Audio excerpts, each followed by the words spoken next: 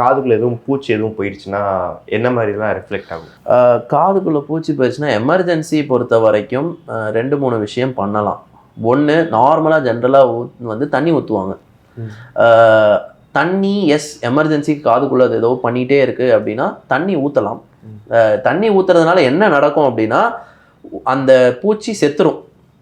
Mostly அது செத்துட்டு அப்படியே இருக்கும். அதுக்கப்புறம் நீங்கள் அடுத்து எப்போ உங்களுக்கு அவைலபிள் இஎன்டி டாக்டர் கிடைக்கிறாங்களோ போயிட்டு அதை ரிமூவ் பண்ணிடலாம். அது ஒன்று.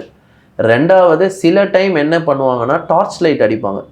காதுக்கு வெளியே டார்ச் லைட் வச்சு அடிச்சிங்கன்னா அந்த லைட்டை பார்த்துட்டு அந்த பூச்சி வெளியே ஓடி வந்துடும். ஆனால் அதில் ஒரே ஒரு பிரச்சனை இருக்குது. நமக்கு உள்ள காதில் என்ன பூச்சி போயிருக்குன்னு தெரியாது. சில பூச்சிகள் வந்து ஃபோட்டோ சென்சிட்டிவ் இன்செக்ட்ஸ்னு இருக்குது. அந்த ஃபோட்டோ சென்சிட்டிவ் இன்செக்ட்ஸ்னால் அது லைட்டு பார்த்தா பிடிக்காது. ஸோ என்ன பண்ணும், ஆப்போசிட் சைடில் போயிடும். அப்படின் போது உங்கள் இயர் ட்ரம்மை போய் இரிட்டேட் பண்ணி இயர் ட்ரம் டேமேஜ் காஸ் பண்ணுற வாய்ப்பு இருக்குது.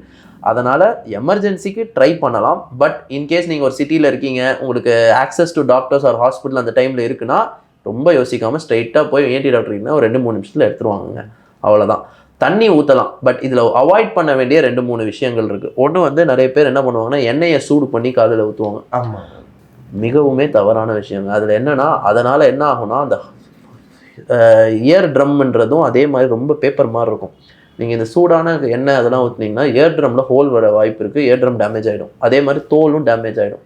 அதனால் சூடு பண்ண எண்ணெய் ஊற்றக்கூடாது. சில பேர் அதில் இந்த பூண்டு இதெல்லாம் போட்டு ஊற்றியும் அதுனா பூண்டுலாம் என்ன பண்ணோம் அப்படின்னா அந்த டைமுக்கு பெயினோ வீக்கமோ எதாவது இருந்துச்சுன்னா குறைக்கும். பட் ஆனால் அது பர்மனெண்ட்டாக தோலை டேமேஜ் பண்ணிடும்.